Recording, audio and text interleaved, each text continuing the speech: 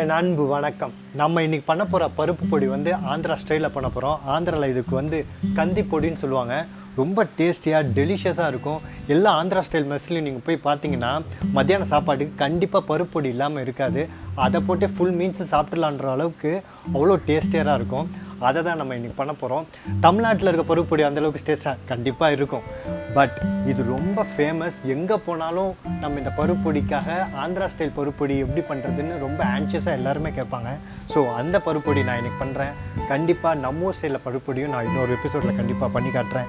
இது ஈஸியாக வர்றதுக்கு ஒரே ஒரு விஷயந்தான், அதோட ரேஷியோ, அதை எப்படி ரோஸ்ட் பண்ணுறது தான். அதை எப்படின்னு சொல்லி காட்டுறேன், பார்க்கலாமா? அதுக்கு 1 டம்ளர் துவரம்பருப்பு, 1/4 டீஸ்பூன் சீரகம், அப்புறமா ஒரு 8லேருந்து 10 காஞ்ச மிளகாவை சேர்த்துக்கலாம். இதை வறுக்கும்போது நல்ல மீடியம் ஃப்ளேமில் இதை வறுத்துருங்க. இப்போ பார்த்தீங்கன்னா லேசாக செவக்க ஆரம்பிக்குது. இந்த டயத்தில் நம்ம வந்து 1 டம்ளர் உடச்சக்கடலையை சேர்த்துக்கலாம். இந்த உடச்சக்கடலைக்கு பதிலாக நீங்கள் கடலைப்பருப்பு கூட சேர்த்து நீங்கள் பண்ணலாம். அப்படி கடலைப்பருப்பு நீங்கள் போடுறதா இருந்தால் 1/2 டம்ளர் போட்டு நீங்கள் பண்ணினா போதும். இதோட ஒரு முக்கியமான இன்க்ரீடியன்ட் சேர்க்கணும். அது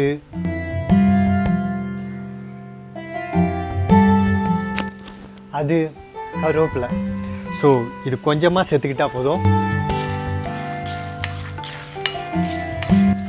நல்லா செவந்துருச்சு. இப்போ நம்ம எடுத்து ஆற வச்சிடலாம்.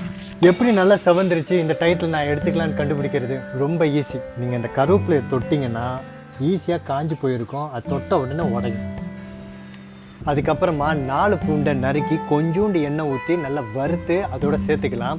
ஆக்சுவலாக கந்தி போட்டியில் நீங்கள் பார்த்தீங்கன்னா இந்த பருப்போட இந்த பூண்டையும் சேர்த்து தான் டோஸ்ட் பண்ணி போடுவாங்க.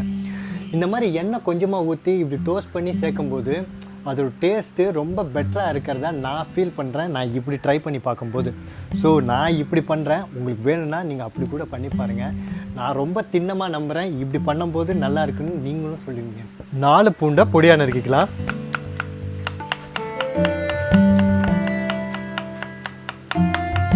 ஒரு டீஸ்பூன் நான் எண்ணெய் சேர்த்துக்கிறேன். எண்ணெய் நல்லா காஞ்சிருச்சு. இப்போ நம்ம பூண்டை சேர்த்துக்கலாம்.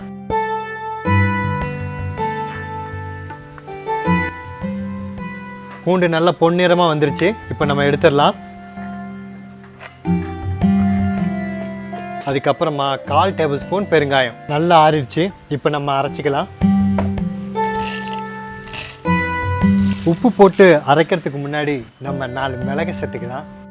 மிளகு நம்ம தினசரி உணவில் சேர்க்கும்போது நம்ம ஆரோக்கியத்துக்கு ரொம்ப ரொம்ப நல்லது. மிளகோட வரலாறும் சிறப்பும் மருத்துவ குணமும் அற்புதமானது. அதெல்லாம் என்னன்னு தெரிஞ்சுக்கணுமா? கீழே டிஸ்கிரிப்ஷன் பாக்ஸில் why am adding black pepperன்ற வீடியோ லிங்க் இருக்குது. கிளிக் பண்ணி பாருங்கள். இந்த மாதிரி மைய அரைச்சிக்கோங்க.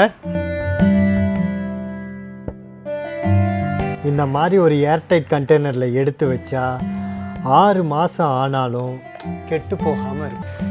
இந்த வீடியோ உங்களுக்கு பிடிச்சிருந்தா லைக் பண்ணுங்கள், கமெண்ட் பண்ணுங்கள், சப்ஸ்கிரைப் பண்ணுங்கள், மறக்காமல் பெல் ஐக்கானை கிளிக் பண்ணுங்கள்.